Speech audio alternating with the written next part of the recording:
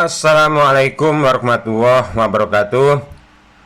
Jumpa kembali dengan Cak Lain bersama Lamongan Realitas Channel yang insya Allah tetap komitmen menyajikan fakta dan mengajak kita semua untuk bersama-sama menjunjung nilai-nilai adab, moral, dan kebenaran.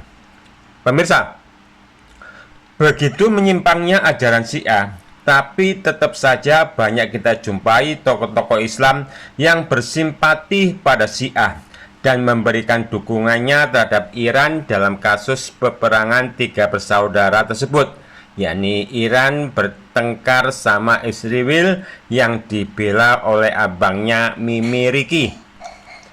Tapi tentunya para tokoh Islam yang memberikan pembelaan terhadap Iran tersebut bukanlah dari kalangan yang dicap Wahabi, sebab fakta telah membuktikan bahwa mereka yang dicap Wahabi dikenal sangat membenci terhadap Iran dari dulu hingga sekarang. Begitupun sebaliknya, tak ada umat yang sangat dimusuhi oleh Syiah melebihi kebenciannya terhadap golongan yang dicap Wahabi. Mereka saling membenci. Nah, bagi saya pribadi, saya sangat yakin dengan didukung banyak dalil bahwa secara umum Syiah adalah golongan yang sesat sehingga kesesatannya jadi sebab keluar dari Islam. Hingga wajar banyak umat Islam yang juga berpendapat bahwa Syiah bukan Islam. Ini secara umum. Dan untuk menguji keyakinan saya, sekaligus untuk menguji akidah tokoh-tokoh yang memberi dukungan atau simpati terhadap Syiah, maka ada beberapa fakta yang harus dengan jujur kita akui hukum yang diturunkan dari fakta tersebut. Di antaranya saya coba menyampaikan dua hal aja, terutama satu poin yang utama. Bila seorang muslim mengkafirkan seorang muslim lainnya tanpa sebab, maka tuduhan kafir itu akan kembali kepada si penuduh. Itu menurut hukum yang kita ketahui.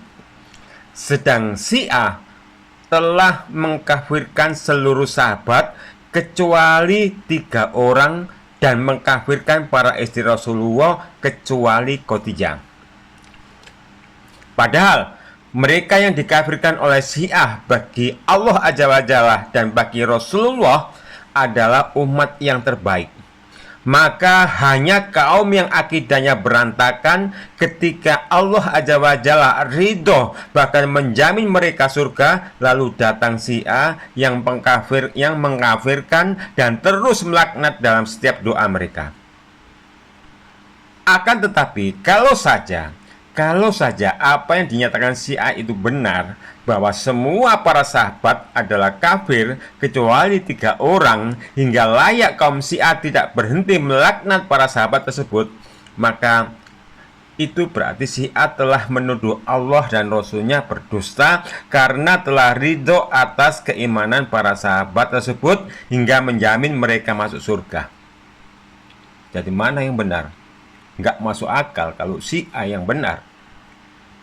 Dan implikasi lain kalau mengkafirkan para sahabat tersebut adalah pengkafiran yang benar, maka persaksian orang-orang kafir itu batal. Maka itu berarti para sahabat yang mengumpulkan mushaf-mushaf Al-Quran akan tertolak. Para sahabat yang membukakan Al-Quran akan tertolak. Bukan hanya itu, para sahabat yang mencatat hadis dan mengumpulkan juga akan tertolak. Nah, kalau Al-Quran menjadi tertolak dan keberadaan hadis juga tertolak, maka implikasi selanjutnya adalah agama Islam otomatis menjadi tertolak. Karena adanya Islam karena terbangun atas keberadaan Al-Quran dan hadis. Dan lagi-lagi ini berarti telah menuduh Allah dan Rasulnya pendusta. Satu sisi Allah dan Rasulnya menyatakan bahwa Allah menurunkan Al-Quran dan Allah pula yang menjaganya. Namun muncul kaum Syiah yang seakan menganggap keberadaan Al-Quran dan hadis tidak diakui keabsahannya. Kan bertolak belakang.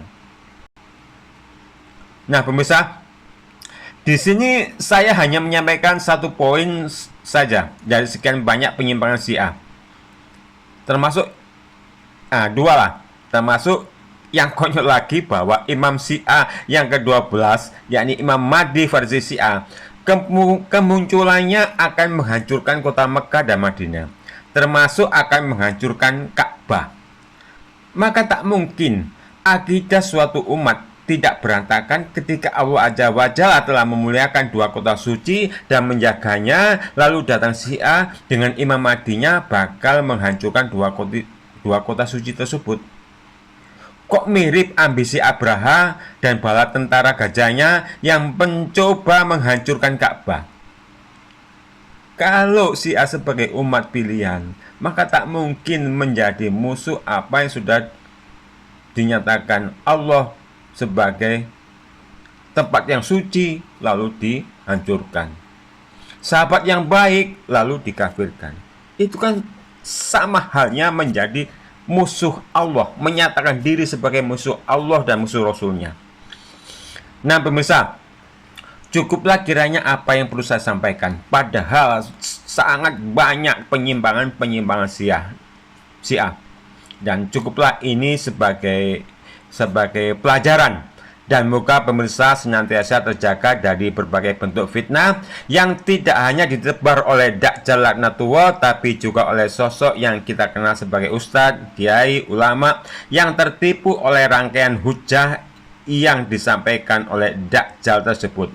Subhanaka Allahumma wa bihamdika asyhadu alla ilaha illa anta astaghfiruka wa atubu ilaik. Wassalamualaikum warahmatullahi wabarakatuh.